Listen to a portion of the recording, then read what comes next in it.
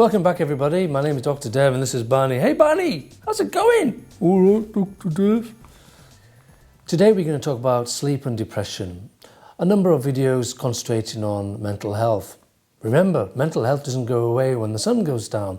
It's still there at night time and morphoses into sleep problems. And if the sleep is disturbed, the mental health will be disturbed too. Now, depression is a very interesting subject and enormously impacts on sleep. And many of my patients who have sleep problems have mental health such as depression. And we're not just talking about feeling sad and feeling a bit down and flat, but it has enormous aspects and consequences on behaviour, feelings, thoughts and the physical symptoms. For example, in behaviour issues, I'm not getting out anymore. You're not getting things done as you'd like to have done, particularly at work or school, and withdrawing yourself from your family, relying on alcohol as well and sedatives, and just not enjoying the activities you like to enjoy. This is something called Anadonia. And the feelings of guilt and irritability, frustration, lacking in confidence, generally unhappy, indecisive, disappointed, miserable and sad and flat and worthless. These are all pointers to depression. Many people with depression have thoughts of, I'm a failure, it's my fault, I'm worthless, nothing good ever happens to me, life's not worth living for. And then that sadly might lead to suicidal and self-harm thoughts. And then there's physical aspects as well, feeling run down and sick and headaches, muscle pains, fatigue, bowel disorders. Let's not forget about sleep. And insomnia is a huge problem in those who have depression. Getting to sleep and staying asleep. And something called early morning awakening, where they wake up between 3 and 4 regularly and then just can't get back to sleep because they're worrying about something all the time.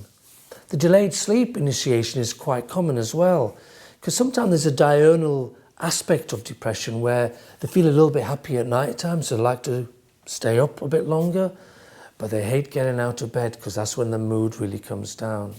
And also in those people in Northern Europe, they have something called seasonal affective disorder, not getting up in the morning because it just isn't the sun to brighten your morning. And then there's the sleep disruption itself, the sleep fragmentation, the inability to have those nice cycles of light, deep dream, or non-REM sleep and REM sleep.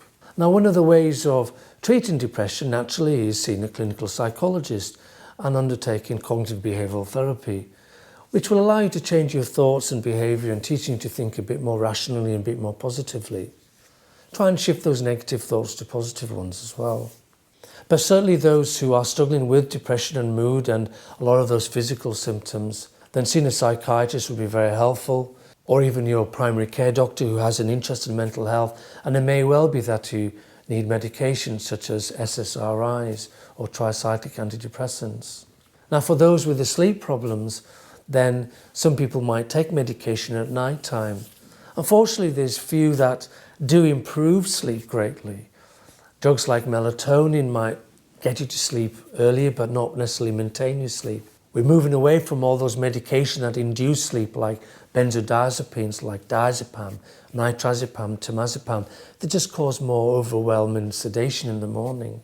For those who have depression and a little bit of anxiety and the hyperarousal and the busy brain and that agitation at night time, they just feel something to bring those cortisol levels down. I've had a lot of success with CBD oil or cannabidiol. And CBD oil can be used at night time. It comes as a bottle and a dropper as an oil, and that will just help that anxiety aspects of your mental health. And so it's very important that if you're struggling with your sleep and depression, that you do seek help and you do get advice from your doctor, from a psychologist and your sleep doctor. Because what we wouldn't want you to be thinking of is ending it all. But if there comes a situation where you do think you want to end it all, that life is not worth living for, please, please, please seek help. There is help out there. In Australia, Lifeline, Beyond Blue, Kids Helpline, Men's Line and Open Arms for the veterans are there waiting your call. In the UK, 999 is the emergency number, but also the Samaritans, Campaign Against Living Miserably and Childline for those children and young adults under 19. In Canada, 911 is the emergency number, but Canada Suicide Prevention will wait your call. In the US, 911 is emergency. National Suicide Prevention and Veterans Crisis Line are there to help you. And if you're in India, the Samaritans and Lifeline Foundation. So whichever country you're in, there's help for you. And please, please, please, if you're feeling low and you want to end your life, seek help, because we're here to help you. All the best, and we'll see you next time.